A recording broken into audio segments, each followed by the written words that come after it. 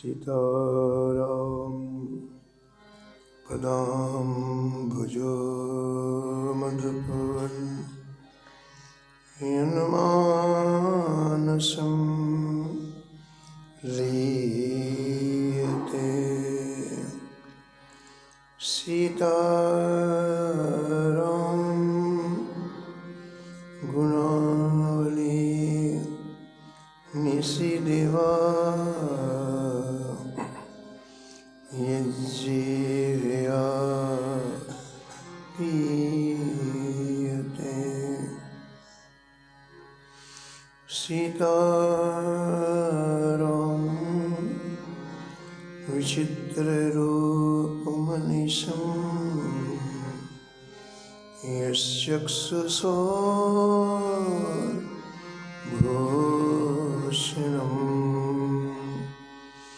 सीताराम सुनाम धाम निरतं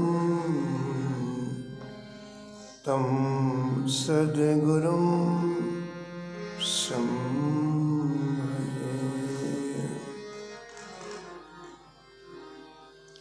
नीलाम्बुज श्यामलकोमलांगं सीतासमारोपितवामभागं। पाणो महासायकचारुचापं नमामि रामं रघुवंशनाथं। यत्र यत्र रघुनाथ कीर्तनं तत्र तत्र कृतमस्तकाञ्जलिं। बाष्पवारि परिपूर्णलोचनं मारुतिं नमत राक्षसान्तकम्।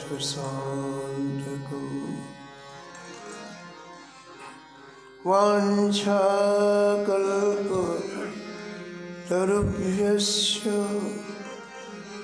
कृपासिन्धुभ्येव च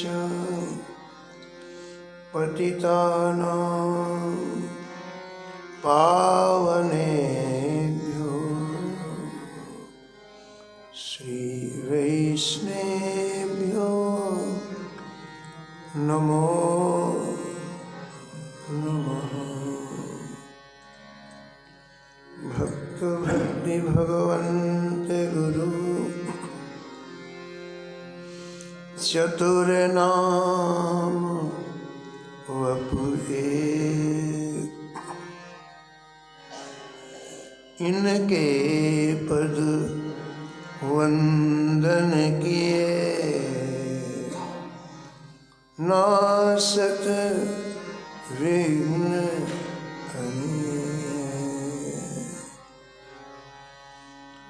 हरिजू आए विराजिए। कथा सुनो इतिहास तुम श्रोता या मानुके। तुम पद रजमहा तुम पीछे जो और हैं। श्रोता हैं रस खान तिनके सकल मनोरथ और वहु श्री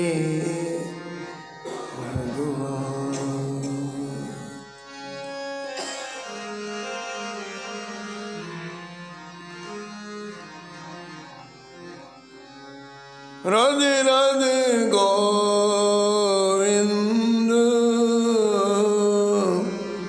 गोविंद राधे।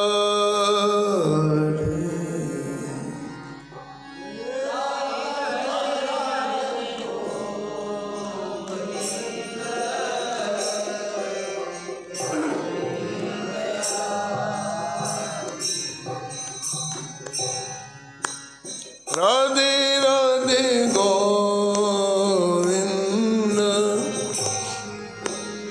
गोविंद राधे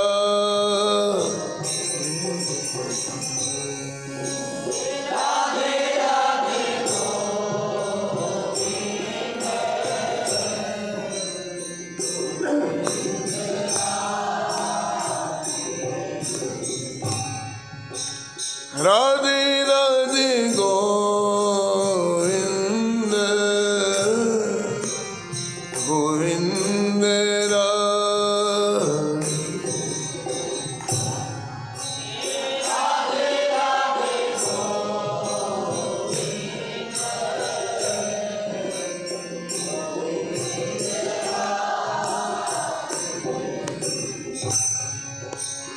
गोविंद राधे बोलो गोपाल राधे।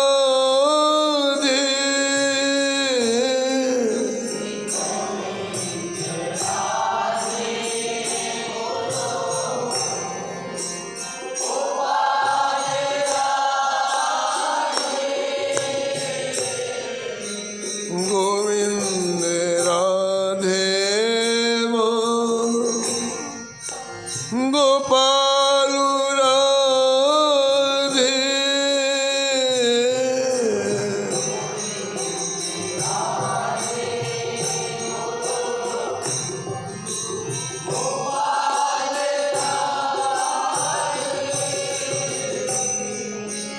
राधे राधे गोविंद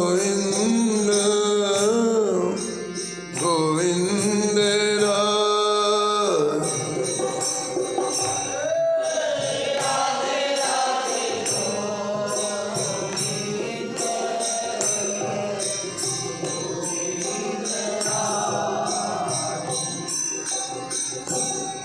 हे राधे राधे गोविंद गोविंद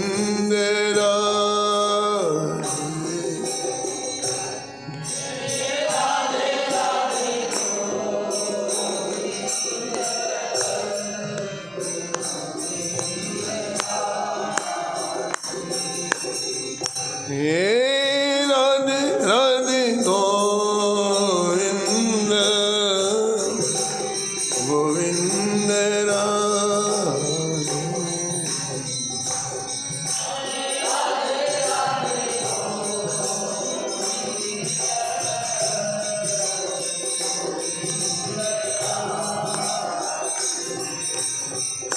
हे राधे राधे गोविंद गोविंद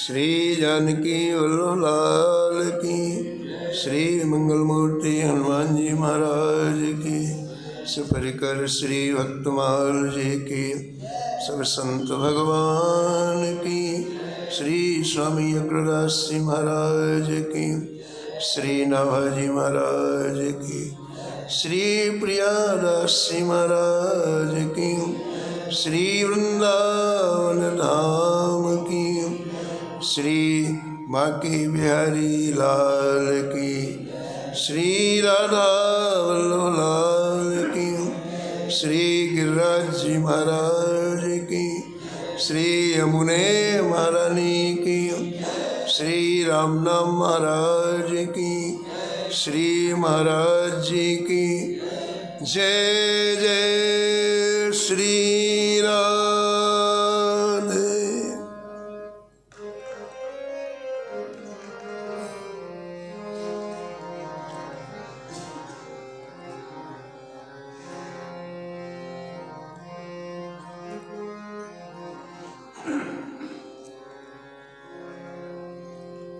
हरि व्यास तेज हरि भजन बलो देवी को दीक्षा दई।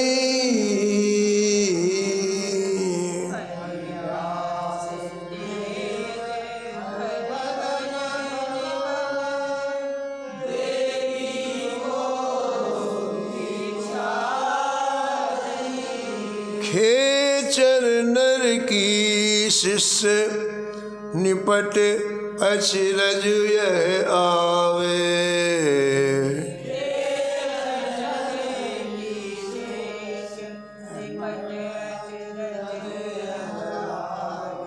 विदित बात संसार संत मुख कीरति गावे।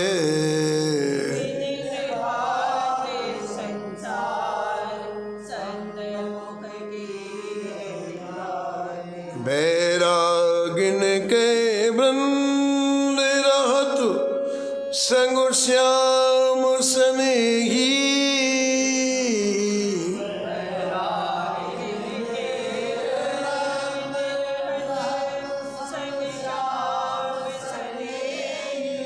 जो योगेश्वर मध्य मनो शोभित वैदेही।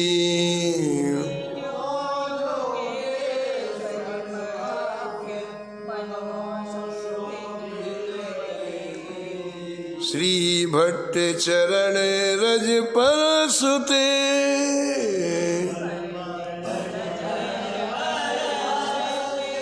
सकल सृष्टि जाको नहीं।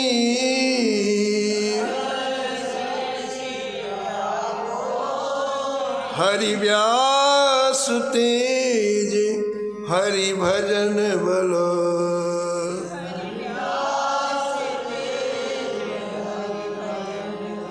देवी को दीक्षा दई।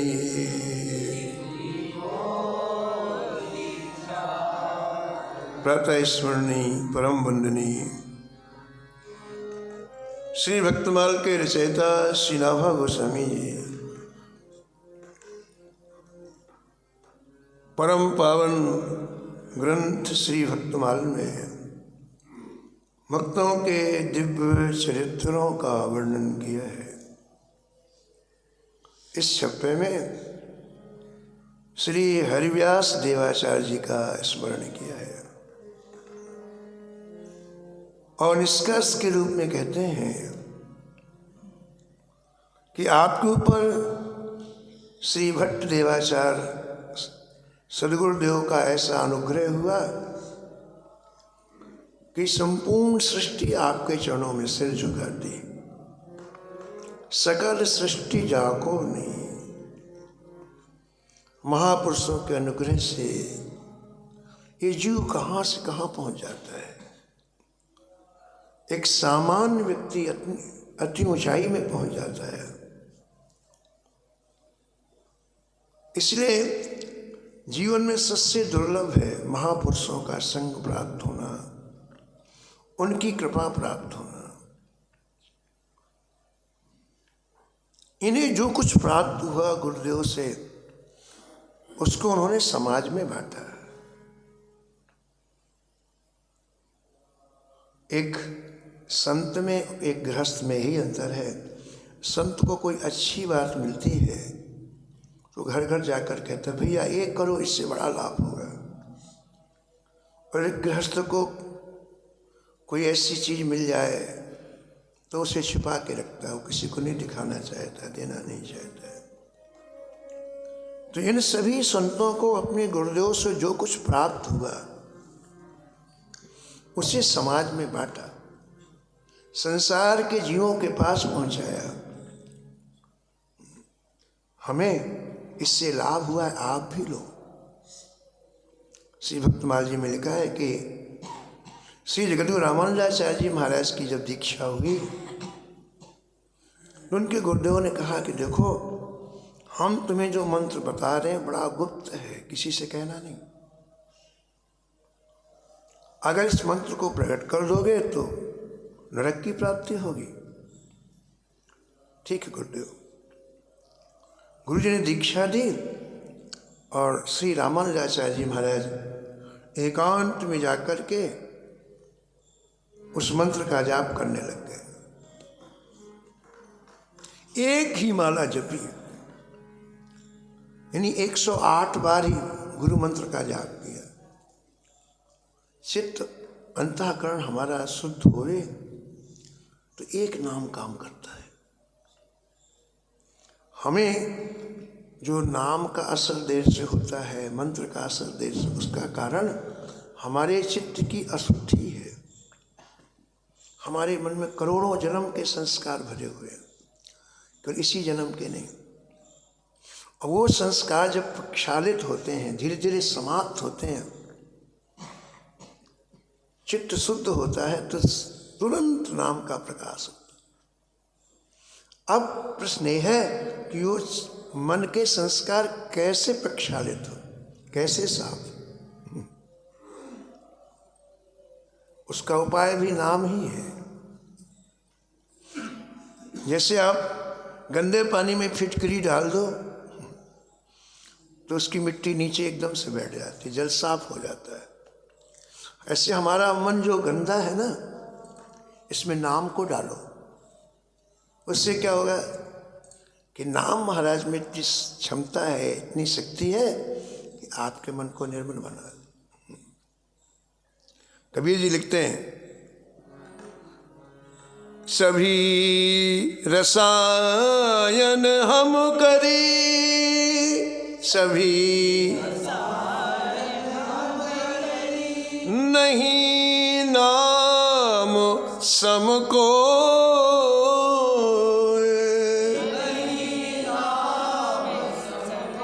हमने अनेक यत्न किए, अनेक साधन किए। कबीर जी कहते, लेकिन जो नाम रूपी रसायन है, ऐसी कोई रसायन नहीं है। ये नाम की रसायन क्या करती है? रंचक घट में संचले, रंचक सब तन कंचन होए, सब तन कंचन। रंचक, यदि इसे आप थोड़ी देर के लिए जीवा से स्पर्श करा दें तो आपका ये शरीर चिन्मय हो जाएगा, दिव्य हो जाएगा। स्वर्ण का मतलब ये दिव्याति दिव्य शरीर हो जाएगा। ऐसी अद्भुत रसायन है। तो मन को साफ करने के लिए कबीर जी कहते इससे अच्छी कोई रसायन नहीं है।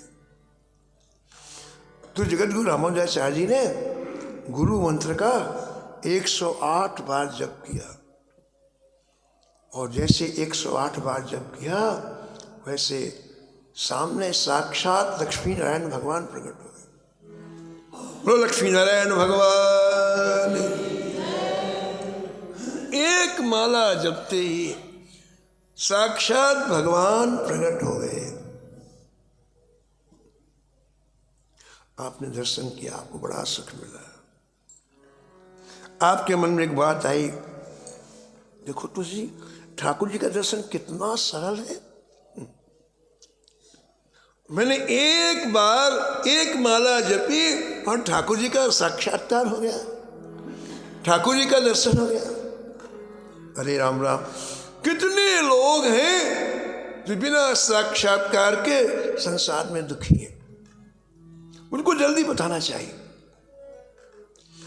मैंने जो प्रत्यक्ष अनुभव किया है उसको जल्दी बताओ लोगों को, इसमें सबको भगवान का दर्शन हो जाए।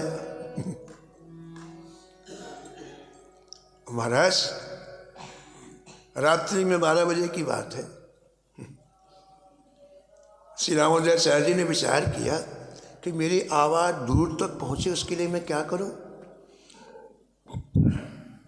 तो मंदिर का जो गोपुर होता है ऊंचाई में होता है, और रात्रि में श्री जगद्गुरु रामानुजाचार्य जी उस गोपुर में चढ़े और जोर से कहा, अरे भाइयों, इस मंत्र को जपो, भगवान का साक्षात्कार हो जाएगा। तेजी से नाभाजी लिखते हैं, गोपुर हुए आरूढ़ उच्च स्वर मंत्र उचारो,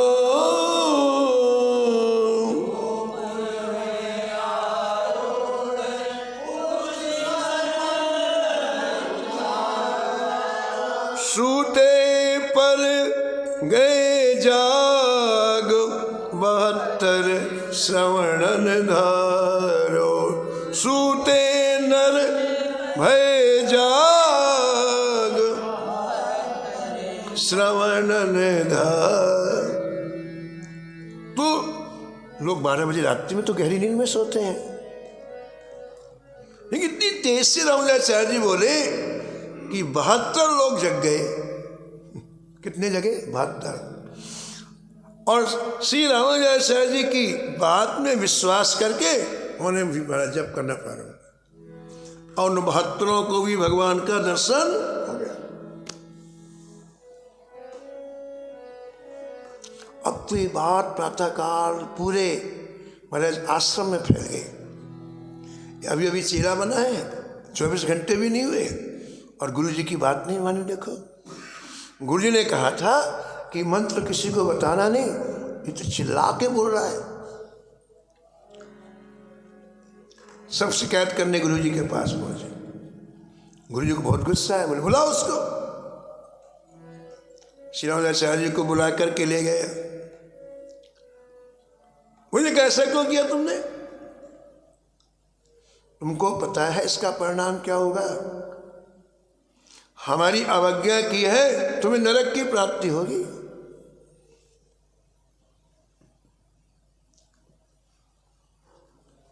श्री रामानुजाचार्य जी ने कहा कि जय जय,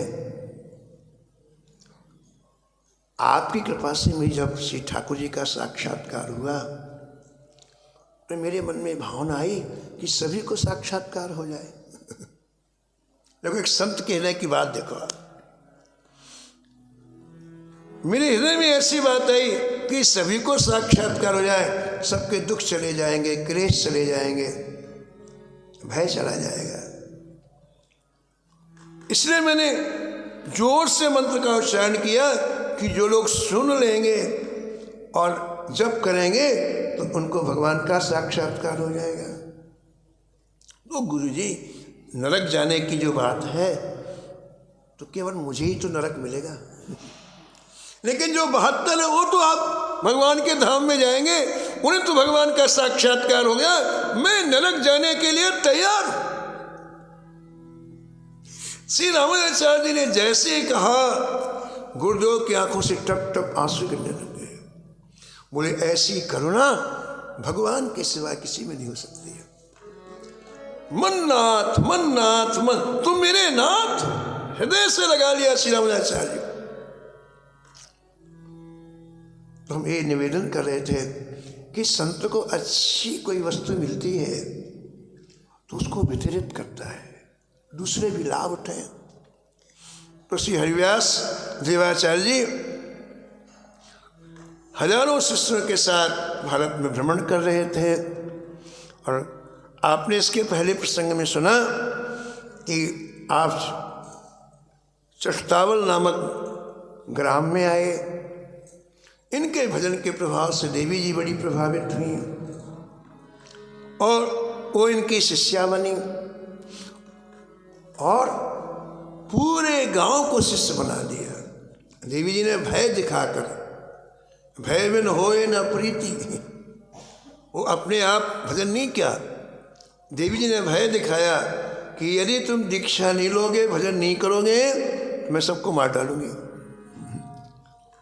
तो भय के मारे, डर के मारे पूरा गांव श्री हरिव्यास देवाचार्य जी से दीक्षा ली।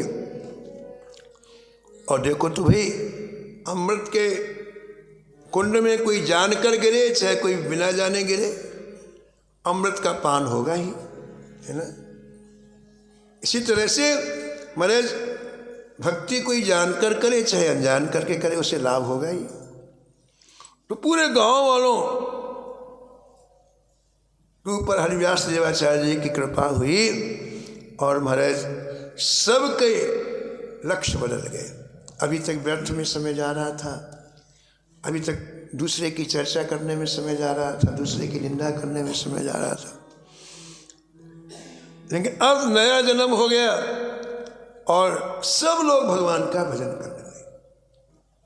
काकभूषण जी गरुड़ जी से कहते हैं कि मैं पत्थर पर लकीर खींच के कहता हूँ कि बिना भजन के किसी का भी कष्ट नहीं जाता, नहीं जाता, नहीं।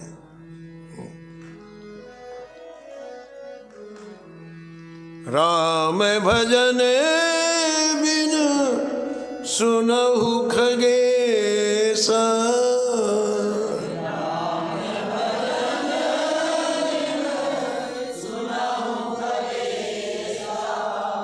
मिटे न जीवन केर कलेसा,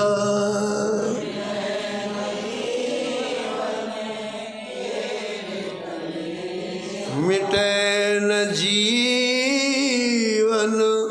केर कलेसा,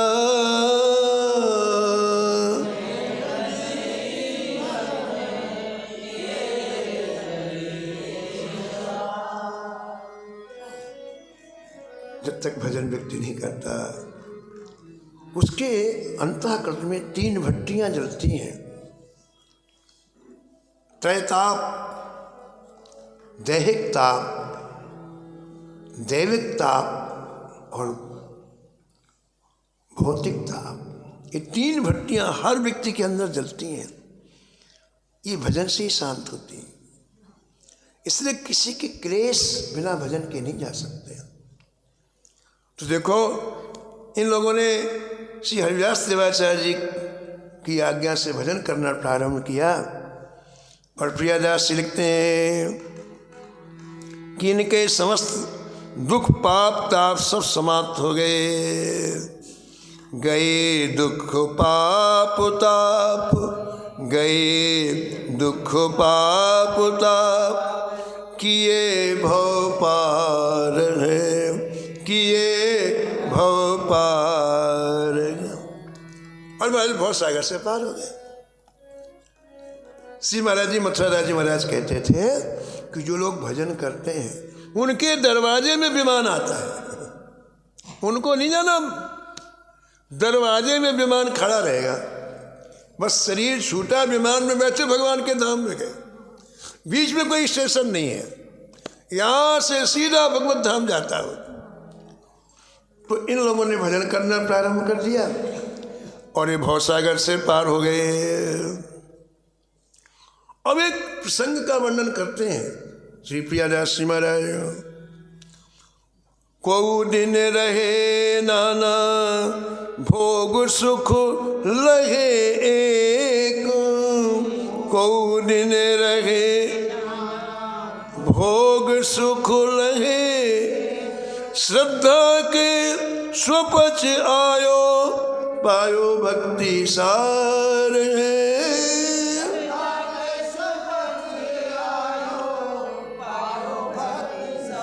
पायो भक्ति सार है, पायो भक्ति सार है।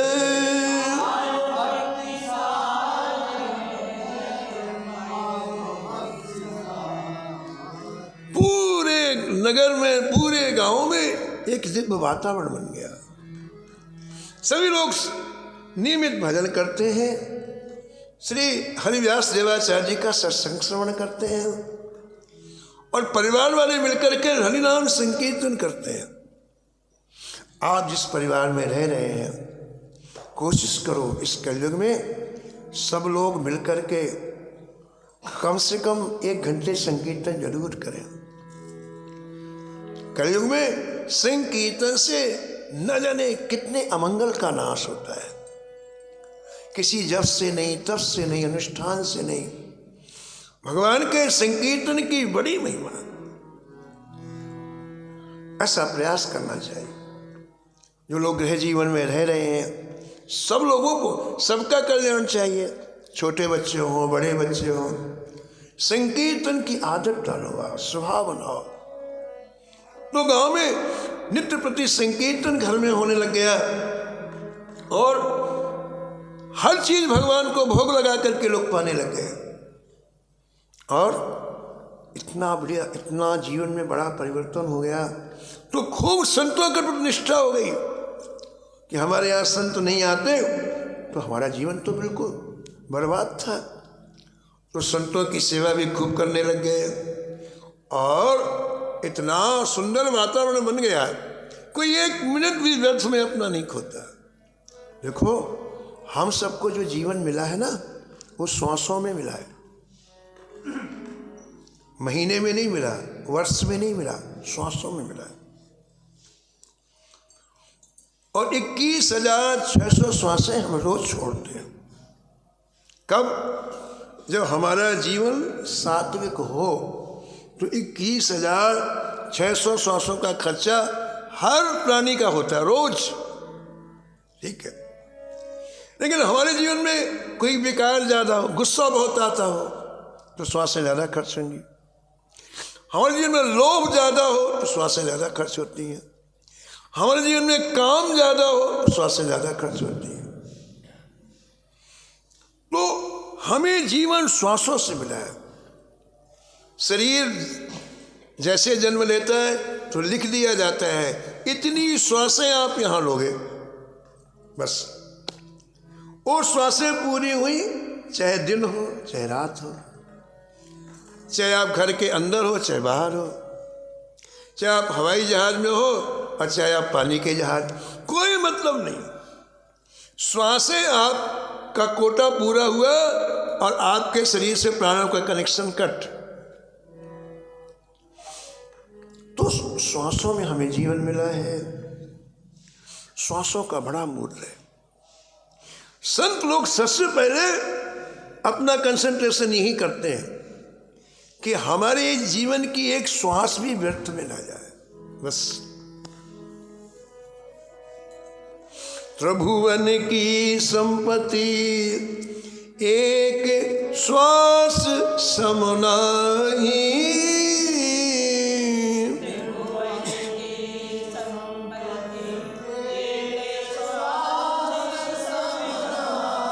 सो श्वासा सीता राम नाम बिनु जाई,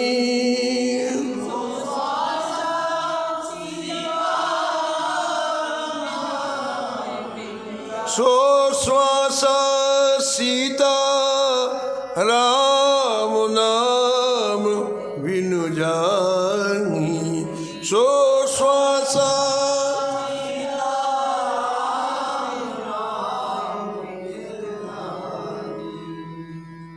तो कम से कम हमें प्रयास करना चाहिए कि हमें जो अमूल्य श्वासें मिली हैं व्यर्थ में न जाए। बहुत सावधानी पूर्वक अपने जीवन की श्वासों का सदुपयोग करना चाहिए।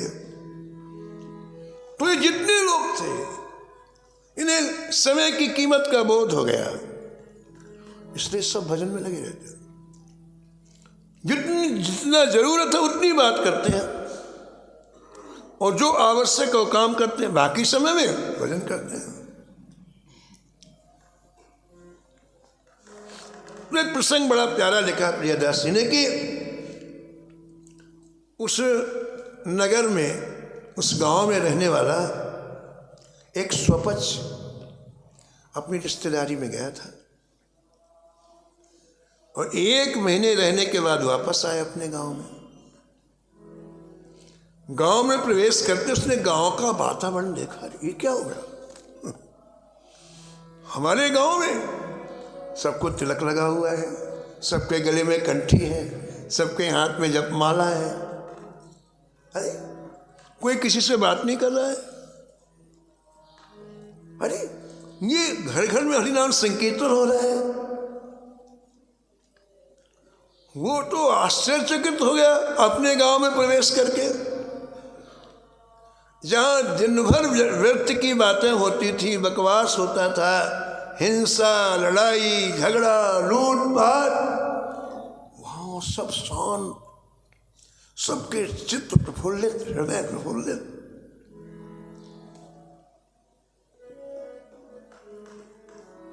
महाराज ये देखकर उसने एक से पूछा, भैया क्या हो गया?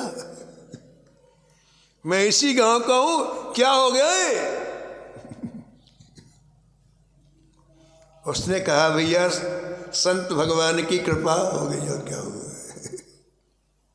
सबकी प्रकृति बदल गई, सबका स्वभाव बदल गया, अब तो सब परम वैष्णव बन गए। पहले किसी की आंखों में क्रोध था, लोभ था, ईर्ष्या थी, द्वेष था, और सबकी आंखों में गोविंद है। क्या बात, सबकी आंखों में राघव है। एक संत कहते थे कि जब आप भगवान का नाम लेते हैं तो भगवान पहले हृदय में आते हैं, नाम के साथ भगवान पहले हृदय में आते हैं, और हृदय में आने के बाद फिर आँखों में आते हैं, और आँखों में आने के बाद फिर सब जगह वही भगवान दिखलाई पड़ते हैं। अभी हमें नाना प्रकार की जो दृश्य दिखलाई पड़ रहे हैं, ये अमुक है, ये अमुक है, लेकिन जब भगवान का नाम लेते हैं तो साक्षात भगवान हृदय में आते हैं, फिर हमारी आँखों में आते हैं, और फिर वही सब जगह दिखाई पड़ते। वासुदेवा सर्वमिति समहात्मा सुदुर्लभा, ऐसा गीता जी में लिखा है कि जिससे सब जगह वासुदेव दिखाई पड़े, भगवान दिखाई पड़े, ऐसा महात्मा सुदुर्लभ है। सिय राम में सब जग जानी,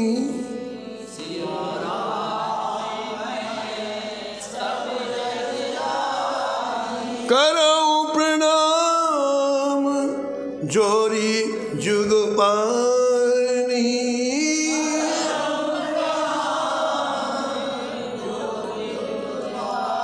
गोस्वामी तुलसीदास जी को यही दृष्टि प्राप्त है, सब जगह सीताराम जी का दर्शन। जड़ चेतन जग जीव जतो,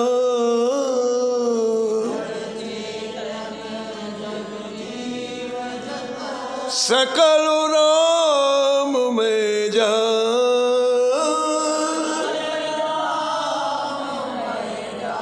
बंदो सबके पद कमलो,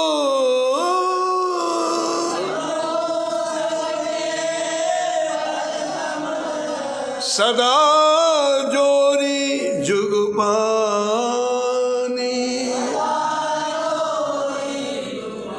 सदा जोरी जुग पानी।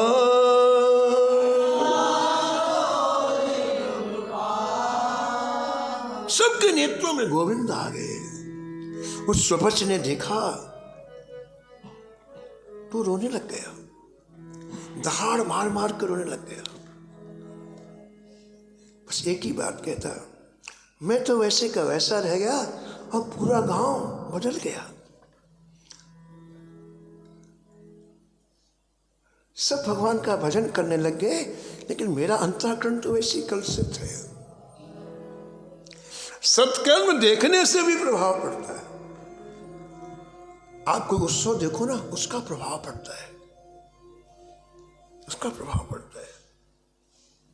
सत्कर्म देखने से अपने अंतःकरण को सात्विक बनाने की इच्छा होती है। जहां संत भजन कर रहे हो वहां आप चले जाओ, आपको भजन करने की इच्छा होगी। तुलसी साधु दरसते साहिब आवत याद,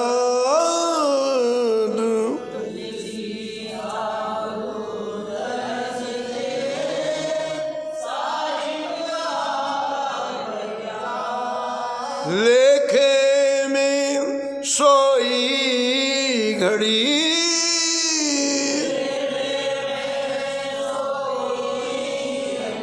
बाकी सब बर्बाद।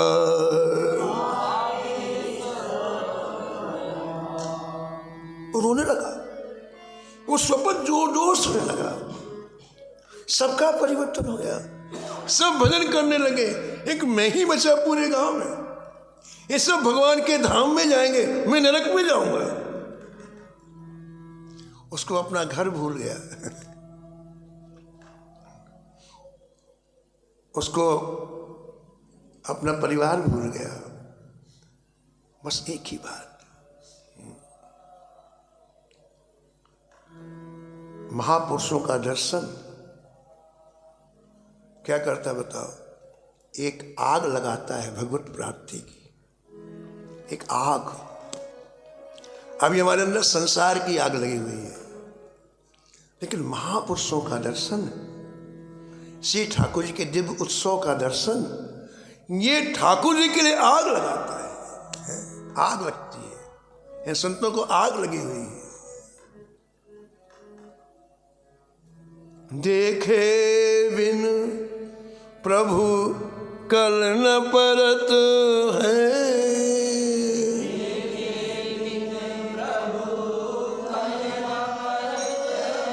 भई क्षमा सिरे,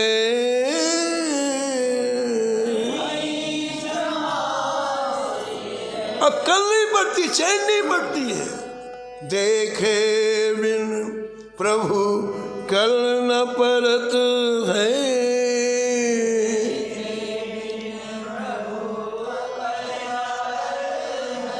भई क्षमा सिरे,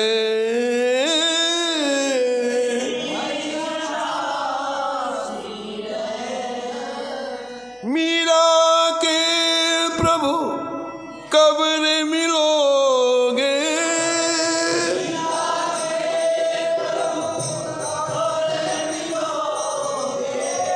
मीरा के प्रभु कब रे मिलोगे,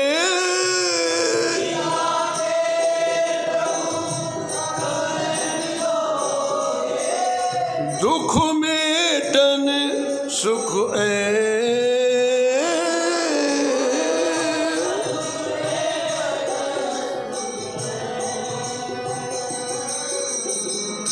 दुखन लागे नैन दरस बिन, दुखन लागे नैन,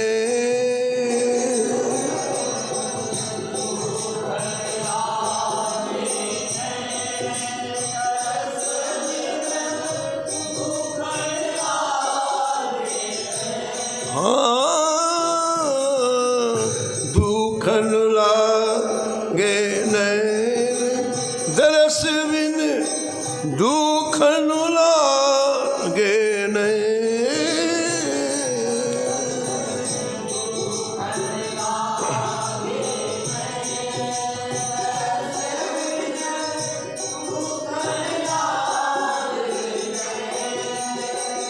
रोते रोते बेहोश होकर गिर पड़ा।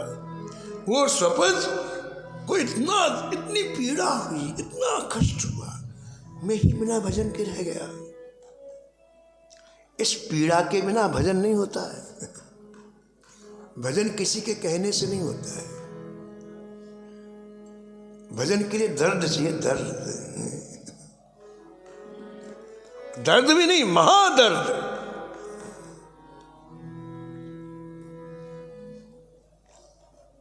होए न विषय विराग, भवन बसत भा चौथपन, होए न विषय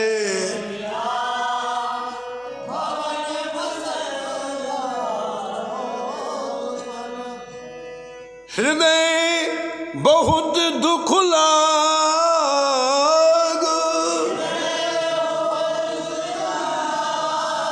जन्म गयो हरि भजन बिनु, जन्म गयो हरि भजन बिनु।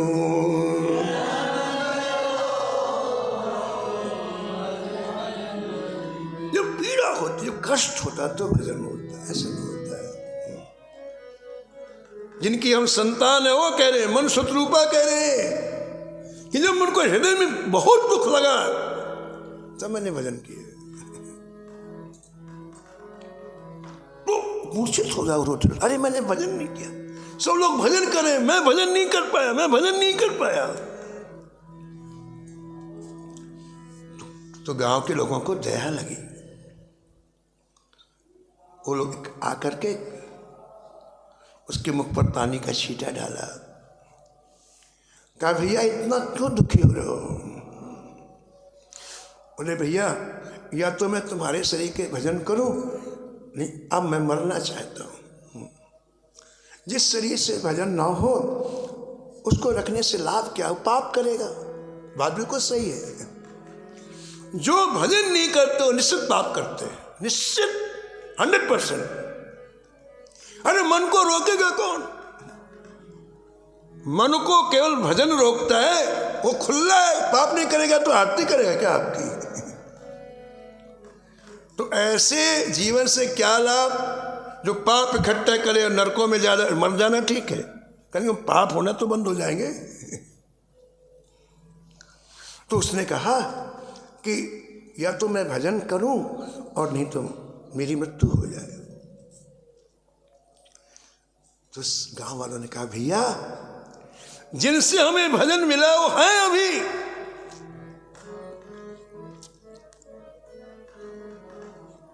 तुम यहां नहीं रहो, वो बगीची में रुके हुए हैं, वहां जाके रहो। संत बड़े दयालु होते हैं, कृपालु होते हैं। जैसे हम बिगड़ों को सुधार दिया वैसे तुम्हें भी सुधार देंगे, तुम्हारा भी भजन होने लग जाएगा। गांव वालों की बात सुन करके वह स्वपच श्री प्रियादास जी महाराज कहते हैं कि रोते रोते गया और बगीची के बाहर, बगीची में फाटक था, फाटक के अंदर सब संत भजन करते थे, तो बगीचे के बाहर जोर जोर से रोने लग गए। किसी संत को उसके रुदन की आवाज आई, उसने देखा, पूछे भैया क्या कष्ट है, क्यों रो रहे हो? महाराज पूरे गांव वालों को महाराज जी ने भजन में लगा दिया, केवल मैं बचा हूं। महाराज से कहो या तो मुझे भजन में लगाए या नहीं तो मैं प्राण छोड़ूंगा। उनको कुछ अच्छा नहीं लगता। देखे बिन रघुवीर पदो, देखे बिन जिय की जननी न जाए, जिय की जननी न जाए।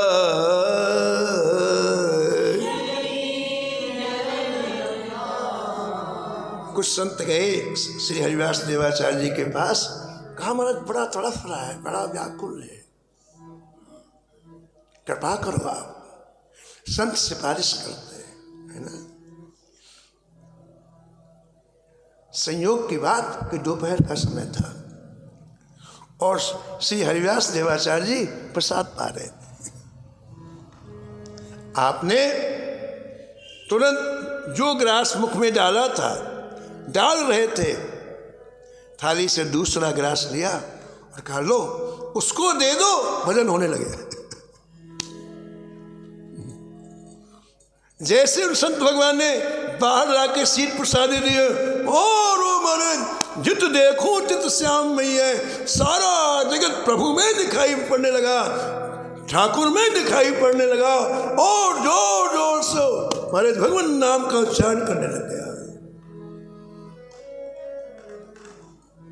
राम कृष्ण हरि जय जय राम कृष्ण, जय जय राम कृष्ण हरि जय जय राम कृष्ण।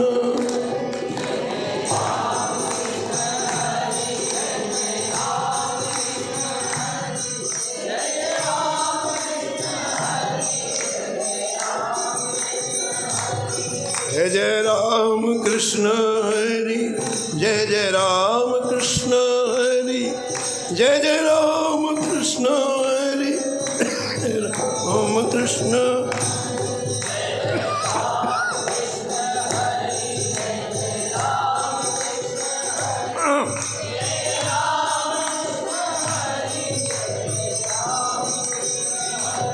जय जय राम कृष्ण हरि जय जय राम कृष्ण हरि जय जय राम कृष्ण जय जय राम कृष्ण हरे।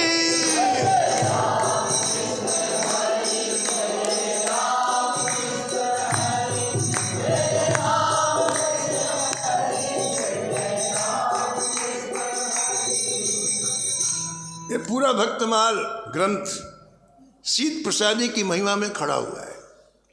संतों की शीत प्रसादी की इतनी महिमा है, जिसका वर्णन जितना किया जाए कम है। ये प्रसंग अब इसको यहीं विराम दिया जाता है, समय हो गया है। शेष कथा आप कल श्रवण करें।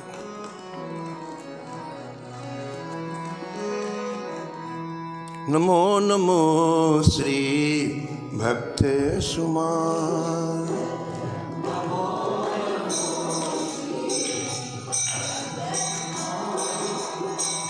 जाके सुनत महात्म नासत,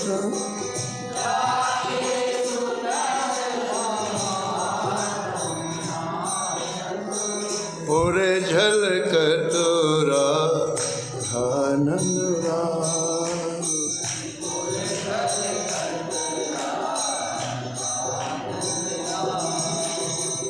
गद गद स्वर पुल के तो अंग अंगनी,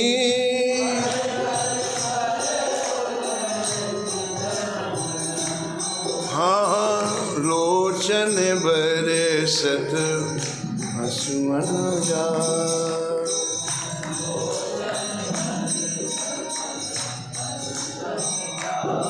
हाँ उतर जात अभिमान जाल कृष्ण,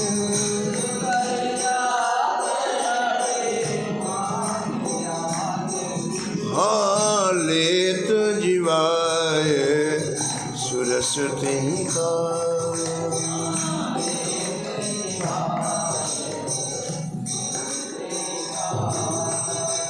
होत प्रीत हरि भक्त जनन सा,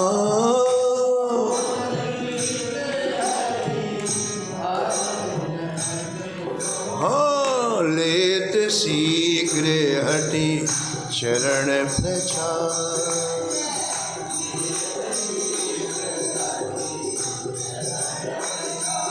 हाँ तजत कुसंग लेत सत्संगति,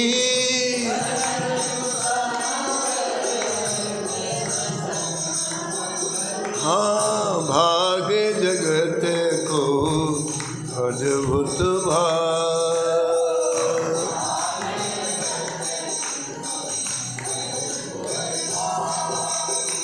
नमो नमो श्री भक्त सुमान,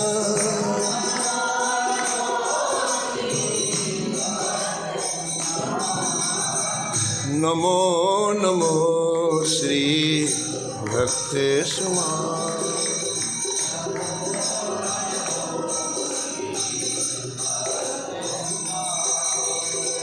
निशिवासर सोवत अरु जागत,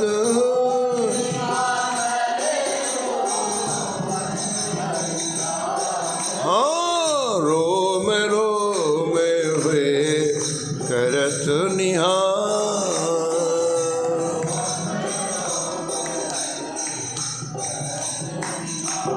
श्री अग्र नारायण दास प्रिया प्रिय,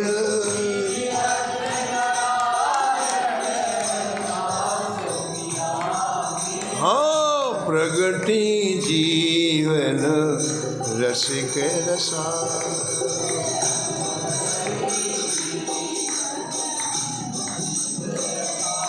जय जय नमो नमो श्री भक्त सुमान।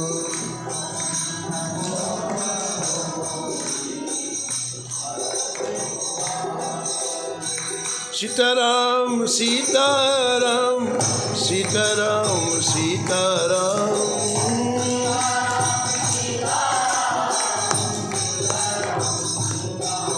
हाँ सीताराम सीताराम सीताराम सीताराम।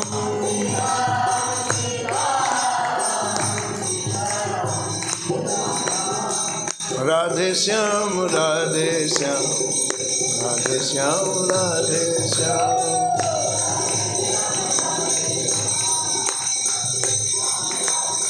हाँ राधे श्याम राधे श्याम, राधे श्याम राधे श्याम।